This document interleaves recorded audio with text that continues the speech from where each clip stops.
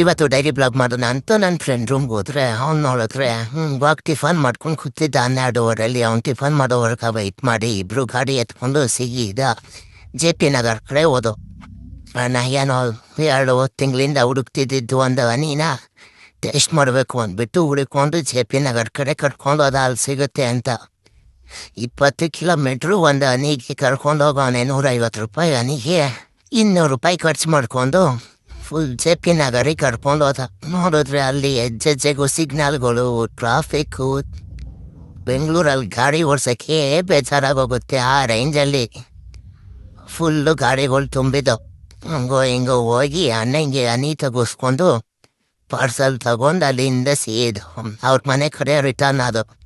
ಅಲ್ಲಿಂದ ಬರೋ ಅಷ್ಟರಲ್ಲಿ ನಮ್ಮ ಇಬ್ಬರು ಫ್ರೆಂಡ್ಸು ಬಂದಿದ್ರು. ಫುಲ್ಲು ಫೋನ್ ನೋಡ್ಕೊಂಡು ಕೂತಿದ್ರು. ಅವ್ರ ಜೊತೆ ಹೋಗಿ ಅಲ್ಲಿಂದ ಪಿಕ್ ಮಾಡಿಕೊಂಡು ಫ್ರೆಂಡ್ ರೂಮ್ಗೆ ಹೋಗಿ ಅಣ್ಣ ಹಂಗೆ ಅಲ್ಲೇ ಹನಿ ಟೇಸ್ಟ್ ಮಾಡಿಬಿಟ್ಟು ರಿವ್ಯೂ ಆಗ್ತಾ ನಾವು ಅಲ್ಲೇ ಮಲ್ಕೊಂಡು. ಇಷ್ಟೇ ನಮ್ಮ ದಿನಚರಿ.